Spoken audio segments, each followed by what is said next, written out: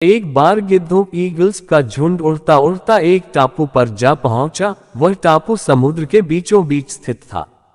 वहां ढेर सारी मछलियां, मेढक और समुद्री जीव थे। इस प्रकार गिद्धों को वहां खाने पीने को कोई कमी नहीं थी।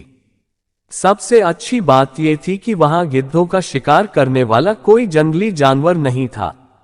गिद्ध वहां बहुत खुश थे। इतना आराम का जीवन उन्होंने पहले देखा नहीं था। उस झुंड में अधिकांश गिद्ध युवा थे। वे सोचने लगे कि अब जीवन भर इसी टापू पर रहना है, यहां से कहीं नहीं जाना, क्योंकि इतना आरामदायक जीवन कहीं नहीं मिलेगा। लेकिन उन सब के बीच में एक बूढ़ा गिद्ध ईगल भी था। वह जब युवा गिद्धों को देखता तो चिंता में पड़ जाता। वह सोचता कि यहाँ के आरामदायक जीवन का इन युवा गिद्धों पर क्या असर पड़ेगा। क्या ये वास्तविक जीवन का अर्थ समझ पाएंगे? यहाँ इनके सामने किसी प्रकार की चुनौती नहीं है। ऐसे में जब कभी मुसीबत इनके सामने आ गई तो ये कैसे उसका मुकाबला करेंगे? बहुत सोचने के बाद एक दिन बूढ़े गिद्ध ने सभी गिद्धों की सभा बुलाई। अपनी चिंता जताते हुए वह सबसे बोला, इस टापू में रहते हुए हमें बहुत दिन हो गए हैं। मेरे विचार से अब हमें वापस उसी जंगल में चलना चाहिए जहां से हम आए हैं। यहां हम बिना चुनौती का जीवन जी रहे हैं। ऐसे में हम कभी भी मुसीबत के लिए तैयार नहीं हो पाएंगे। युवा गिद्धों ने उसकी बात सुनकर भी अनसुनी कर दी। उन्हें लगा कि बढ़ती उम्र के असर से बूढ़ा गिद्ध सठिया गया है, इसलिए ऐसी बेकार की बातें कर रहा है। उन्होंने टापू की आराम की जिंदगी छोड़कर जाने से मना कर दिया। बूढ़े गिद्ध ने उन्हें समझाने की कोशिश की, तुम सब ध्यान नहीं दे रहे कि आराम के आदी हो जाने के कारण तुम लोग उड़ना तक भूल चुके हो। ऐसे में मुसीबत आई तो क्या करोगे? मेरे बात मानो, मेरे साथ चलो। लेकिन किसी ने बूढ़े गिद्ध की बात नहीं मानी।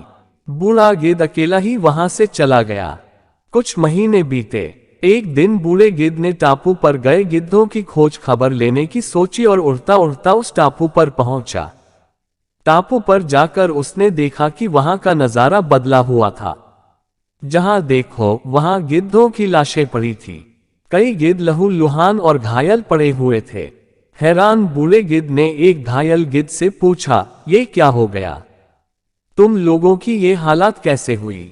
घायल गिद्ध ने बताया, आपके जाने के बाद हम इस टापू पर बड़े मजे की जिंदगी जी रहे थे। लेकिन एक दिन एक जहाज यहां आया। उस जहाज से यहां चीते छोड़ दिए गए। शुरू में तो उन चीतों ने हमें कुछ नहीं किया, लेकिन कुछ दिनों बाद जब उन्हें आभास हुआ कि हम उड़ना भूल चुके हैं, हमारे पंजे और नाखून इतने कमजोर पड़ गए हैं कि हम तो किसी पर हमला भी नहीं कर सकते और न ही अपना बचाव कर सकते हैं, तो उन्होंने हमें एक एक कर मारकर खाना शुरू कर दिया। उनके ही कारण हमारा ये हाल है। शायद आपकी बात न मानने का ये फल हमें मिला है। सीख, अक्सर कंफर्ट जोन में जाने के बाद उससे बाहर आ पाना मुश्किल होता है।